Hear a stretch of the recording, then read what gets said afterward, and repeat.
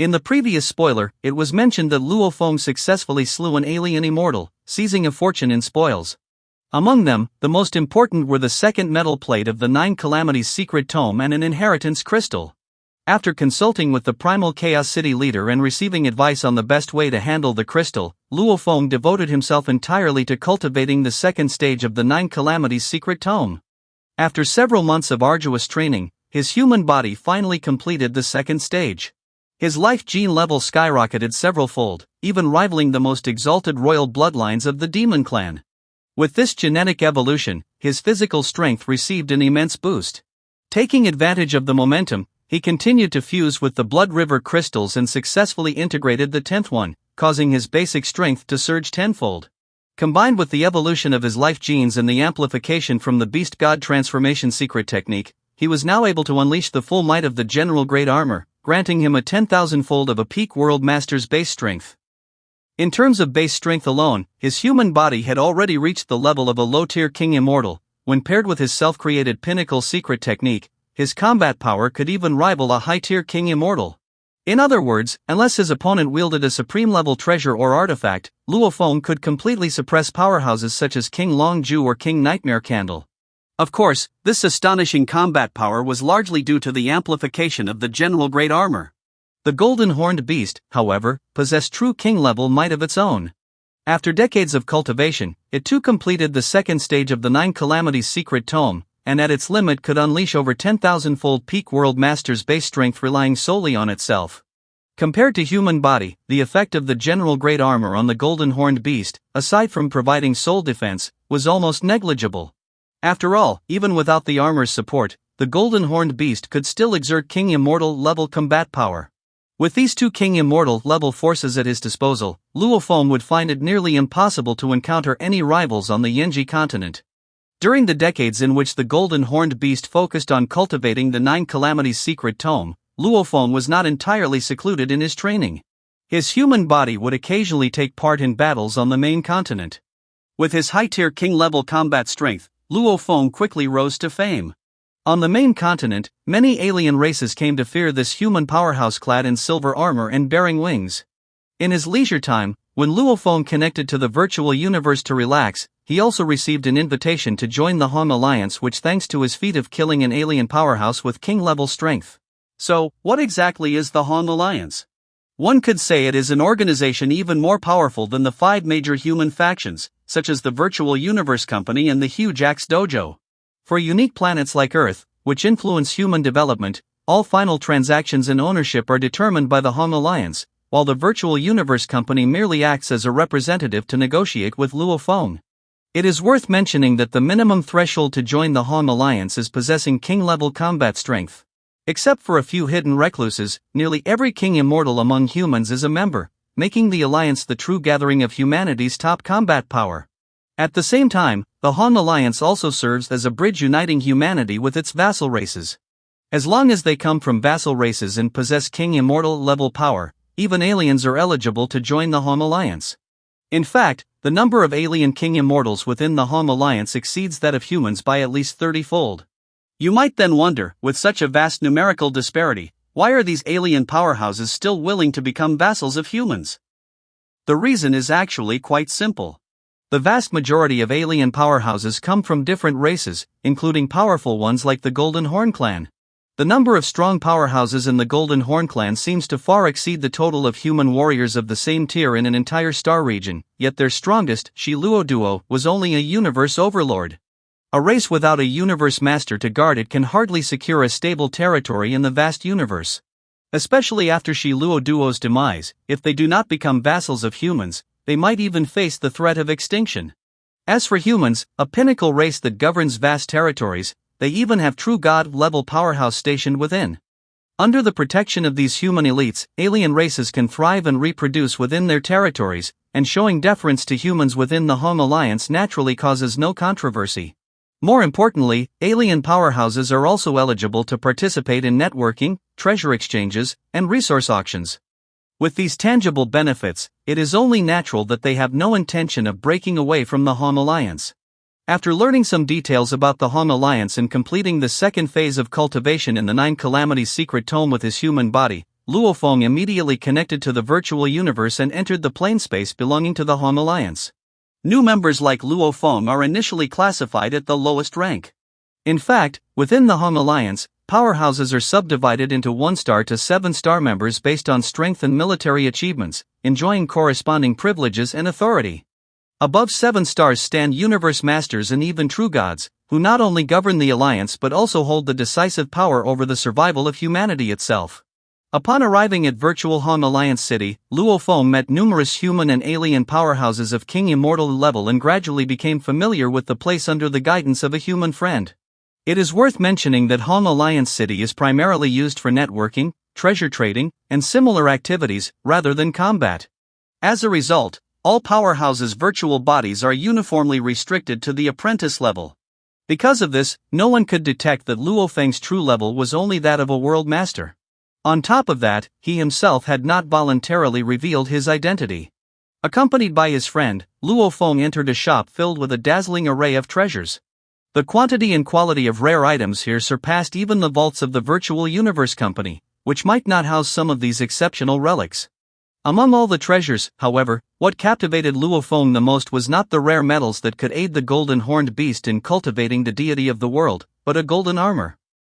According to the detailed description provided by the shop, even though the virtual world could not fully simulate its unique summoning power, Luo Feng could still determine that this golden armor belonged to the same system as the soldier grade armor and the general grade armor, but at a higher grade, and its destructive power would undoubtedly be far more terrifying.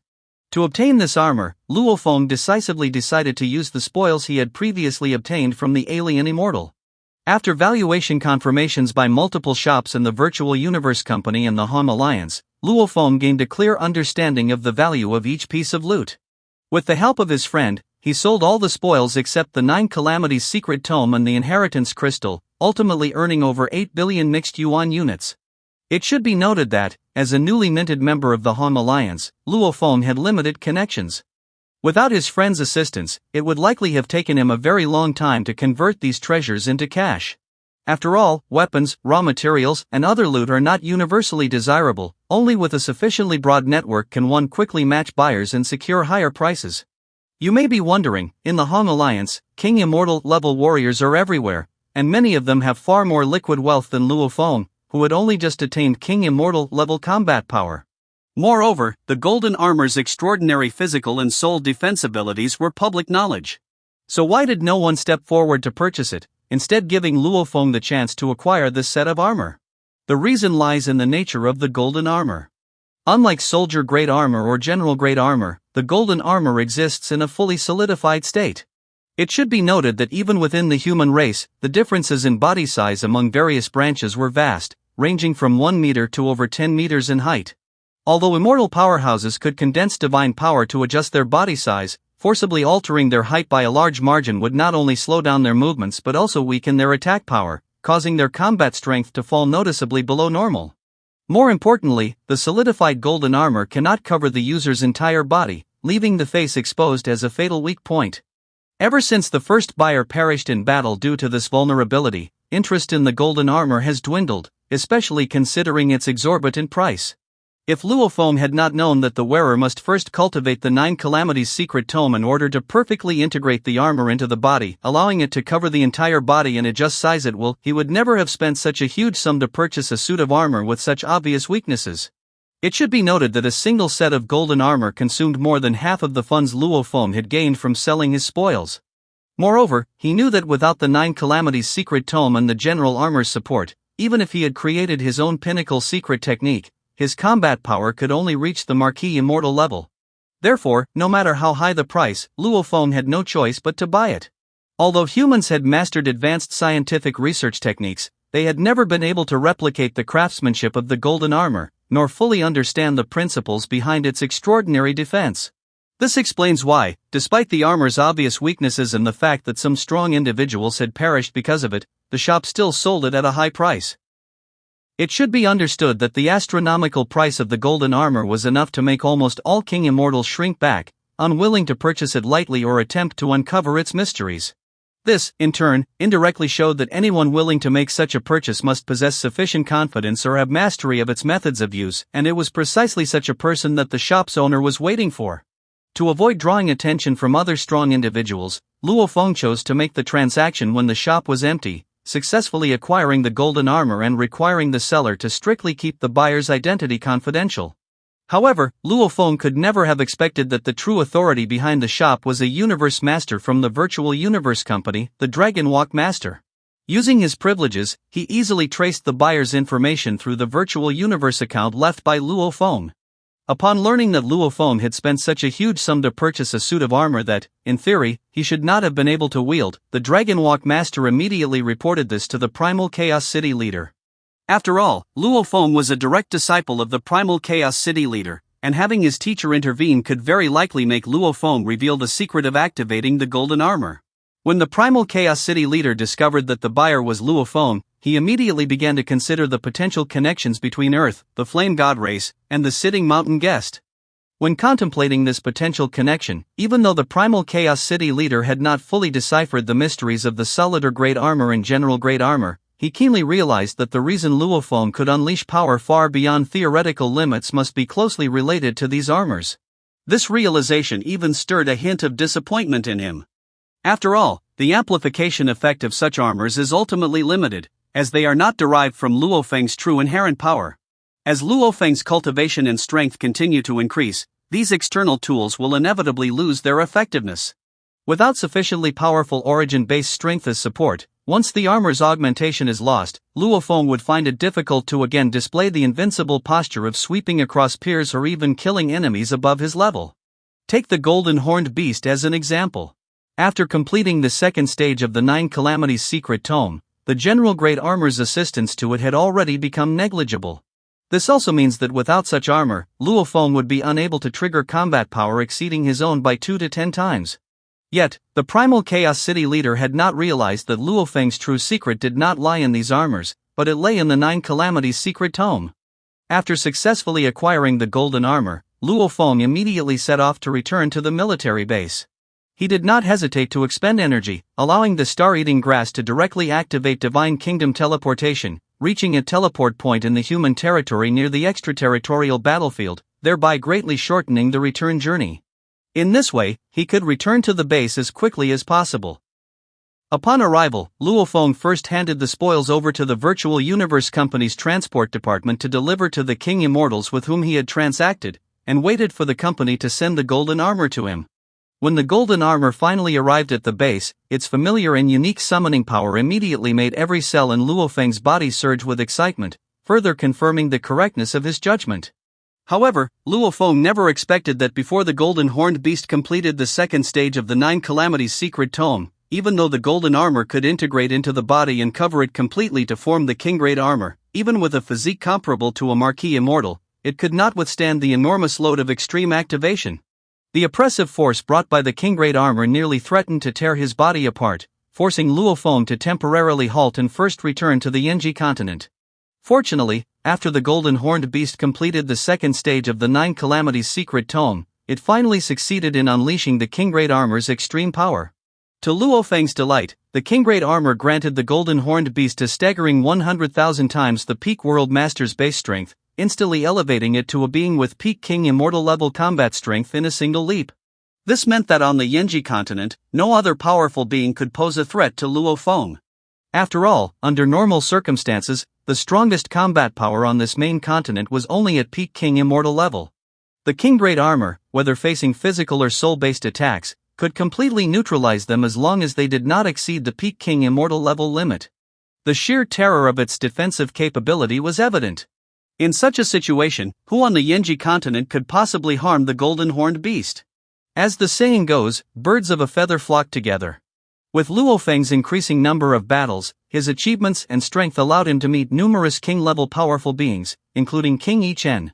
Both possessed trust talismans, and after acquiring the third talisman and confirming the location of the Sacrificial Tower, they naturally decided to negotiate and join forces with King Star Illusion to unlock the treasure. In fact, the Sacrificial Tower contained wealth that the original inhabitants of the Yenji continent had left behind in haste when evacuating. The tower's special magnetic field could not only block all detection devices but also evade even the divine power scans of universe venerables, which is why many sacrificial towers remain undiscovered to this day. Although each tower stored only a portion of the original inhabitants' overall treasure, the accumulated wealth was astonishing. Even taking just a fraction of it would have a value comparable to the total assets of a universe venerable, which is an almost unimaginable fortune for a king immortal. However, opening the treasure gate of the sacrificial tower was extremely demanding. It required 6 people to simultaneously carry trust talismans and enter from different directions to unlock it. Moreover, the interior of the tower was under spatial lockdown. Even peak king immortals with teleportation abilities could not independently solve it. Without at least 6 powerful beings or 6 clones, it was simply impossible to complete alone. Therefore, the 3 members from King Yi Chen's side and the 3 from Zvika's side, despite harboring personal grudges and clan hostilities, had no choice but to temporarily set aside their differences and jointly open this door leading to an enormous treasure. Once the treasure gate opened, both sides immediately raced toward the core at full speed, each using their own methods. They tried to intercept or attack, exhausting every effort to prevent the other from reaching the center first. However, Luo Feng, relying on his unconventional flying techniques, continuously dodged and changed direction, ultimately entering the treasure chamber first. All the treasure chests were forged from G9 grade metal, making it impossible for him to forcibly break them open or even unlock them successfully, so he had no choice but to store all the chests within his world ring. The automaton race, arriving immediately after, saw the chamber empty. Regardless of the reason, they immediately assumed that Luo Feng had taken all the treasure. All eyes turned toward him, and a massive battle was about to erupt. What they didn't know was that the chests were actually empty, hiding a secret and unseen plot.